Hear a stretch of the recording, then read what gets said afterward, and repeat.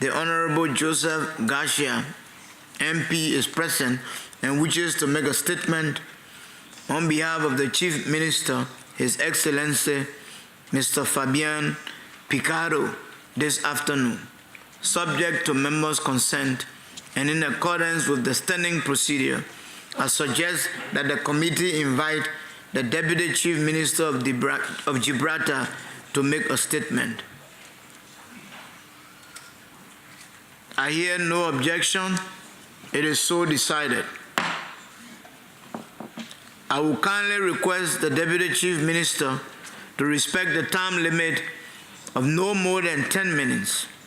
I now give the floor to the Deputy Chief Minister of Gibraltar, the Honorable Joseph Garcia. You have the floor, sir. First, congratulations on your recent election to the chair. There are 17 non-self-governing territories left in the world. Gibraltar is one of those territories to which the Declaration on the Granting of Independence to Colonial Countries and Peoples continues to apply. That is why we are on the list. That is why my colleague, the Chief Minister, addressed a committee of 24 in June. That is why I am here to address you today. The United Kingdom included Gibraltar on your list in 1946, when it undertook to submit information to the UN on 74 non-self-governing territories. The UK now has 10 territories left on that list. Mr. Chairman, 750 million people lived in territories dependent on colonial powers in 1945. There are now less than 2 million. 32,000 of those are the people of Gibraltar. In the decades after the Second World War, decolonization was one of the success stories of the United Nations. Thanks in part to the work of the Committee of 24, virtually half the world was freed from colonial rule. It is fair to say that the brilliant success of those early years has somewhat faded away. The process of decolonization has now almost ground to a halt. The 1990s were the first international decade for the eradication of colonialism, yet no territory was taken off the list. The second international decade ended in 2010, with East Timor, the only territory removed from the list.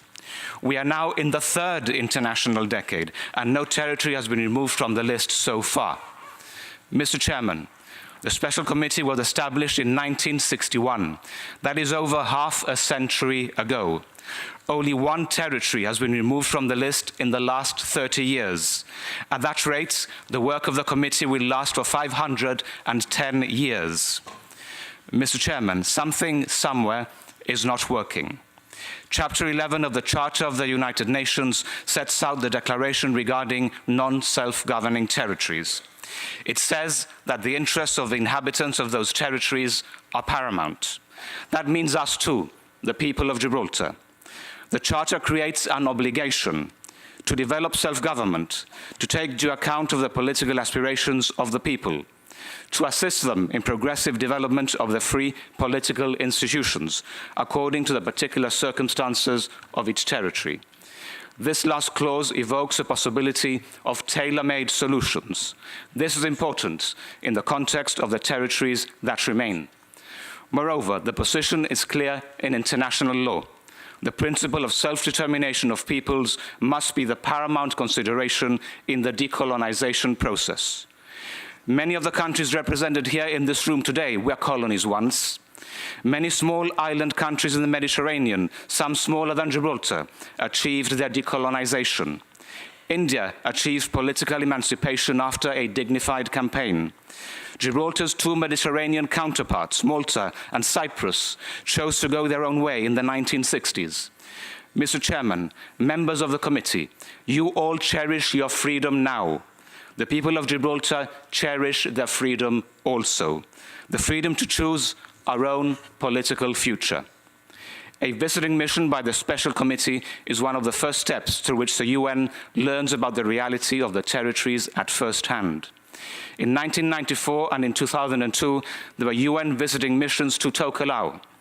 In 2005, there was a visiting mission to Bermuda. In 2006, to the Turks and Caicos Islands. In 2014, and again in 2018, there were visiting missions to New Caledonia. Gibraltar and the United Kingdom are both on the record as welcoming such a visiting mission to Gibraltar. Yet the United Nations does not come. Mr. Chairman, in November last year, the United Kingdom government and the different governments of the overseas territories met in a joint ministerial council. That council issued a communique after the meeting, which made a number of important points. It declared that the principle of equal rights and self-determination of peoples, as enshrined in the UN Charter, applies to the people of the overseas territories. It made it clear that for those territories who wish it, the United Kingdom will continue to support requests for their removal from the United Nations list. Gibraltar and the United Kingdom agreed a new constitution, which was promulgated in 2006. A consequence of that constitution is that Gibraltar enjoys a greater degree of self-government than ever before. This includes responsibility over all areas except defense, internal security, and external relations. That constitution was forwarded at the time to the Committee of 24.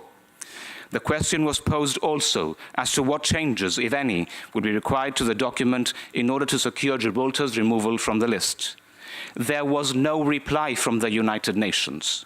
Mr. Chairman, Gibraltar has been coming here to address the UN since 1963.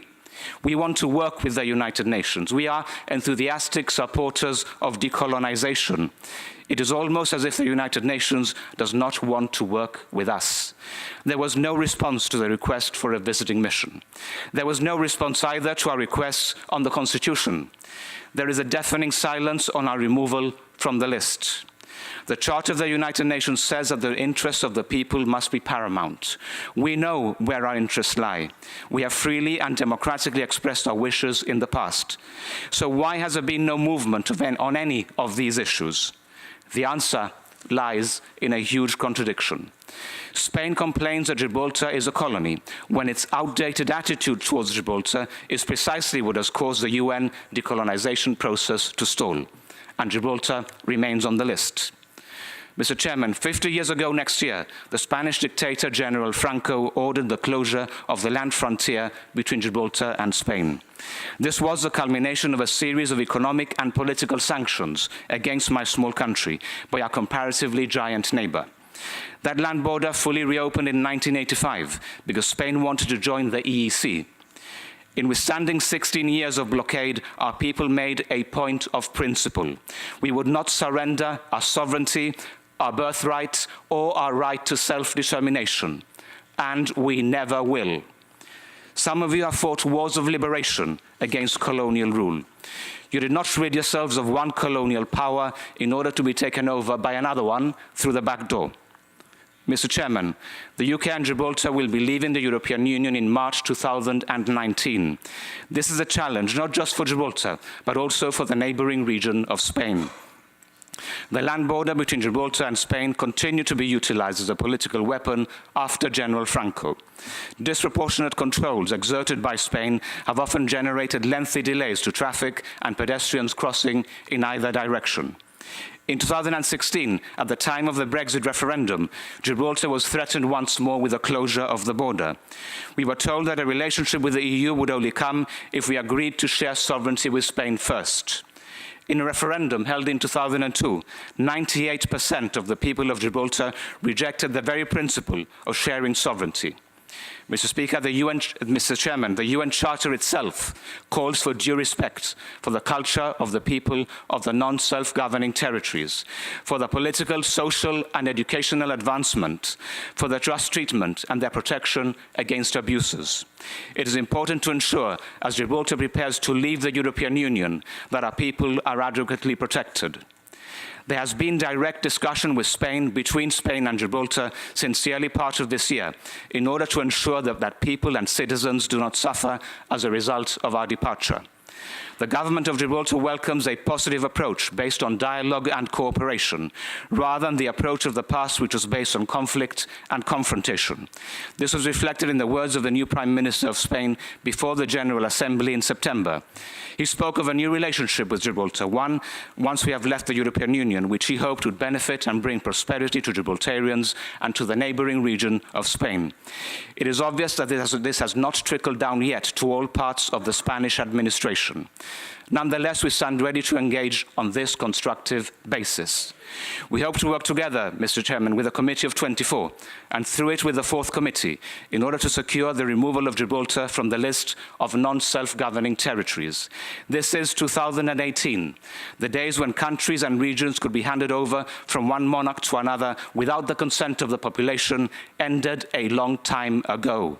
In this day and age, Mr. Chairman, the wishes of the people must come first. Thank you. I thank the Deputy Chief Minister for his statement and for the information he has furnished to the committee. Does any member wish to put questions to the Deputy Chief Minister?